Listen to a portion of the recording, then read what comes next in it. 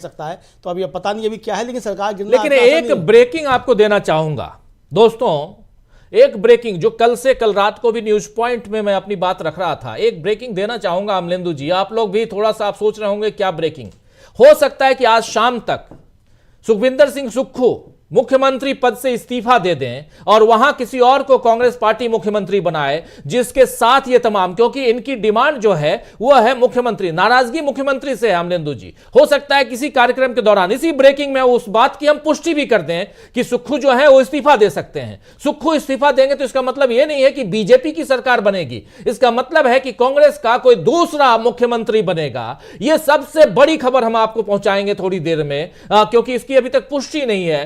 सूत्रों के आधार पर यह खबर मैं पहुंचा रहा हूं आप तक, और इसकी बात कल हम भी कर रहे थे न्यूज पॉइंट में। आप याद कीजिए अमलेंदु उपाध्याय जी, कल ये बात हमने कही थी कि सुक्खू को सबसे पहले इस्तीफा देना चाहिए, क्योंकि सुक्खू जो हैं वो अपने विधायकों को अपने कब्जे में मत रखिए, लेकिन कम से कम एक टीम की भांति अपने विधायकों को रखिए। तो अगर कोई बॉलिंग करेगा, कोई बैटिंग करेगा, कोई फील्डिंग करेगा, कोई विकेट कीपिंग करेगा, सब तो है, तब तो आप जीतते हैं, तब तो आप और साथ में काम नहीं करते हैं तो हार जाते हैं। और वही यहां दिखाई दे रहा था, सुक्खू को किसी भी ढंग से इस्तीफा देना पड़ेगा यहां पे, आप ये याद रखिए। अमलेंदु जी क्या कहेंगे इस पे? नहीं, निश्चित तौर पर अब देना पड़ेगा। राजीव जी, जैसे मैंने शुरुआत में जो इसकी पृष्ठभूमि बताई थी, आज से जाकर के 10 साल पहले की, कि 2015 में जब सीबीआई का छापा पड़ा था वीरभद्र सिंह के यहाँ, सारे मंत्रियों ने आकर के संयुक्त बयान जारी किया था, और सुक्खू उस समय प्रदेश कांग्रेस के अध्यक्ष थे, और उन्होंने प्रेस कॉन्फ्रेंस बुला करके जो था वो प्रेस कॉन्फ्रेंस में नहीं पहुंचे थे। यानी एक तरीके से संदेश ये गया था कि सुक्खू जो है वो वीरभद्र सिंह के साथ इस समय नहीं खड़े हुए। तो जब इस तरह की परिस्थितियां बनी है तो जाहिर सी बात है कि दूसरा पक्ष भी आपसे जो अब समय आने पे आपसे बदला लेना चाहेगा। तो ये अंदर की पॉलिटिक्स जो कांग्रेस की थी वो है निश्चित तौर पे, और हालांकि इस हद तक नहीं जाना चाहिए था विक्रमादित्य सिंह को भी, ये भी राजीव जी बिल्कुल ठीक बात है कि इस हद तक नहीं जाना चाहिए था। लेकिन सुक्खू की भी जिम्मेदारी बनती थी कि आप मुख्यमंत्री बने हैं, तो जब आप मुख्यमंत्री बन गए हैं और एक पैचअप कराया गया है सारे गुटों के बीच में, तो आपको सबको साथ लेकर के चलने की जिम्मेदारी आपकी बनती थी।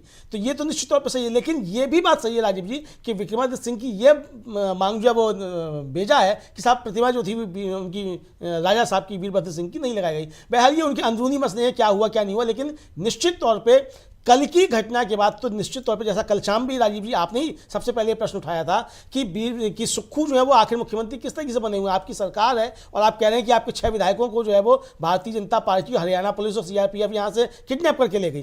तो आप कह रहे हैं तो आप किस तरीके के मुख्यमंत्री? आपने कल जो था बड़ा महत्वपूर्ण सवाल उठाया था। मुझे लगता है शायद कांग्रेस हाईकमान ने भी जो है ये सवाल जो है सुक्खू से उठाया होगा कि ठीक है, जो अंदर की चीज़ें चल रही थी वो चलती रहेंगी, लेकिन आप जो है वो एक कमजोर मुख्यमंत्री इस मामले में साबित हुए।